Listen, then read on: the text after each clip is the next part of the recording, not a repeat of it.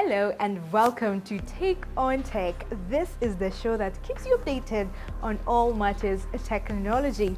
We have some tech news coming your way, and right after that, we'll be telling you of an innovation that has come up to interrupt the real estate space. We have details, so you have to hold on to hear it. The hashtag to use is Take on Tech at KBC Channel 1, and my name is Stephanie Ayeta.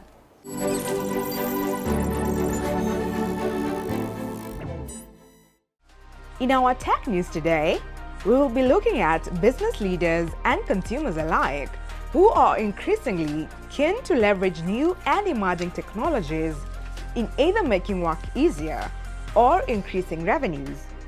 How e-mobility firm MoGo supports Kenya's green mobility initiatives. And lastly, students are benefiting from a World Bank-sponsored scholarship program where participants are equipped with skills to empower them to innovate. Amidst the rising popularity of emerging digital tools such as artificial intelligence or AI, business leaders and consumers alike are increasingly keen to leverage new and emerging technologies in either making work easier or increasing revenues. This includes those who want hassle-free billing or invoicing and collection of water and power bills for their apartments, estates, or commercial buildings. When I talk about smart, it means we can be able to read all the contents remotely, send them back to Revenue Stadia servers. Once we've gotten that data, we can be able to consume it, generate reports, create scripts that we can now use to control the meters. This is an example of a smart power meter. But how do they work, and what are the differences as opposed to conventional meters? In controlling the meters, we can either switch them on and off. So when I talk about controlling, that is what we do with the meters. They have a breaker inside. We send a command. The command switches it on or it switches off the meter. So basically how it works, a very much integrated platform, a software, where we get in all the tenants or all the customers. Let's assume this is a utility. We get all the customers within our system called Revenue Stadia. Once we've gotten the customers in and we've installed the meters on site, now we assign this particular meter to the customer. We meet Colin Waswar, the head of networks and innovations from Revenue Stadia, a cloud platform that combines billing management and smart meter devices to produce a centralized billing. Colin notes that smart metering technology is uninterrupted and wireless, meaning that users are able to connect to their meters wherever they are. However, this technology still needs collaboration and enabling policy for it to scale. Right now we only have Kenya Power and small other distributors, but for the small distributors they are limited towards their small regions. So we would like if the government could open up, get so many distributors in a region. Companies like Revenue Stadia are leveraging on technology as demanded by consumers, converting day-to-day components to smart, usable devices.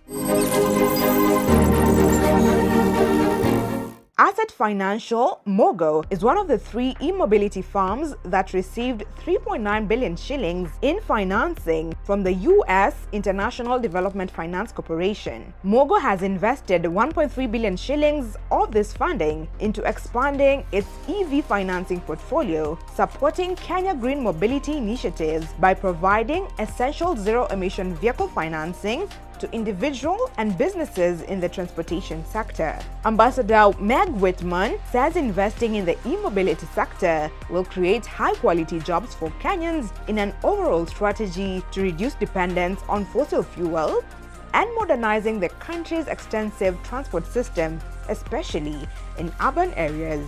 Development Finance Corp that Teddy and Viv work for is the financing arm of the United States government. And so they have financed MoGo and Ampersand and Rome, right? Mm-hmm. And so we work very closely with them to identify opportunities in Kenya for investment. And obviously this is one. And so I'm actually right now in the process of seeing the most recent 5 investments by DFC, of which MoGo is one. So we're super excited about this. I think this is a big opportunity for Kenya and frankly for the boda drivers.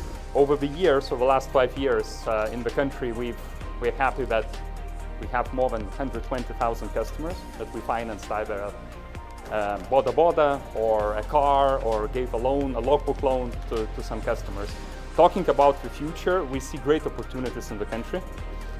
In EV space, electric bodas alone, we expect to finance more than 10,000 bodas, electric bodas, over the next 2 years. So we see that the market is growing. The United Nations Environment Programme estimates that a global transition to electric motorcycles could prevent 11 billion tons of carbon dioxide emissions by 2050, saving motorcycle owners a combined 5 trillion shillings due to lower fuel and maintenance costs. Hope that more players will come in to compete. In terms of, I think it's good for everyone.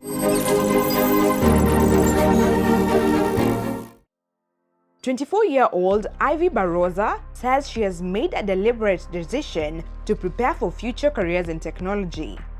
The digital skills she has gained so far have not only enhanced her learning, but also earned her other soft skills such as communication skills, teamwork, tolerance, and time management. She indicates that she has now learned that computers are not only simply machines, but a gateway to innovation, problem solving, critical thinking, and collaboration. We are in a revolving world where technology is taking a larger space.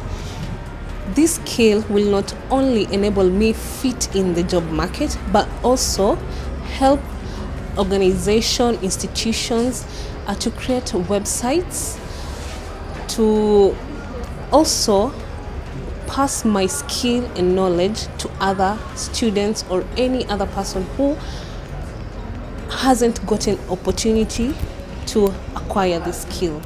Most students like Ivy are benefiting from a World Bank sponsored scholarship program where participants will be equipped with skills to empower them to innovate and set up online ventures for job openings and increased income as aspiring entrepreneurs. Entrepreneurs these days also use a website to showcase their work, and many people really get interested in their work. Sometimes I go to websites, I visit websites, they are not interesting, they are not impressive, so I just leave them. Then I was like, why don't I go take advantage of this scholarship, then do something and make those websites impressive. The project seeks to subsidize tuition costs for students to ensure rapid technological advancement in Africa. What we've been able to do is that we have segmented it into 3 blocks. Block number 1 is the fund that will be used for training, and that is what is currently happening, which will take around 4 months. Then segment number 2 is the funding that will be used for incubation, and there is a very important aspect of training. We want to train them and then take them to another step where they will be able to understand what is this, how do I run a real business. They simulate some of those things.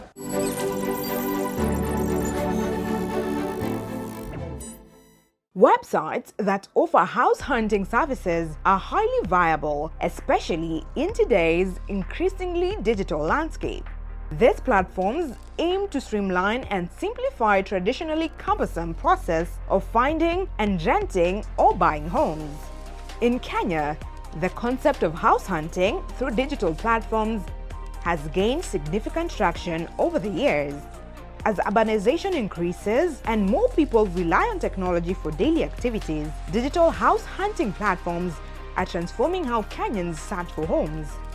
There are several factors that make this concept increasingly viable. Rapid urbanization in cities like Nairobi, Mombasa, and Kisumu has led to a surge in demand for housing. Many Kenyans, especially young professionals, prefer efficient and modern methods like online platforms to find accommodation. The rising middle class and increased tech adoption have driven demand for user-friendly, efficient property search solutions. With the increased internet penetration and smartphone usage in Kenya, more people can access online platforms to search for rental or purchase properties. The growing use of social media and classified websites like Gigi Kenya, along with dedicated real estate websites like Buy Rent Kenya, has normalized digital house hunting. Platforms like House Consult, Buy Rent Kenya, Pigiami, and Kenya Homes Expo offer robust property listings, enabling users to search for rental and sell properties, sort by location, price, and features, and contact property agents or owners directly. Some local apps and websites also offer features such as virtual tours, neighborhood insights, and property management tools for landlords. Traditional house hunting methods in Kenya, like relying on middlemen or going door to door, are time-consuming and sometimes unreliable. The shift to digital platforms provides a more efficient process by offering verified listings and convenient property search tools. Digital platforms reduce reliance on real estate brokers, lowering the cost and hassle for property seekers and sellers. Virtual reality and 3D house tours are gradually being adopted, allowing potential buyers or tenants to view homes virtually, which saves time and offers a real sense of the property before visiting. Integration of mapping technology and neighborhood information helps users make informed decisions based on proximity to schools, hospital, and public transport. However, there are challenges that abound with such house hunting methods. One major issue is the presence of scammers and fraudulent listings.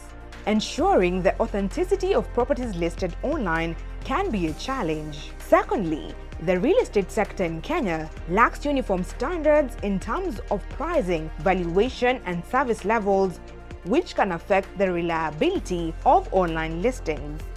While urban populations may readily adopt digital house hunting platforms, rural and older populations may still prefer traditional methods.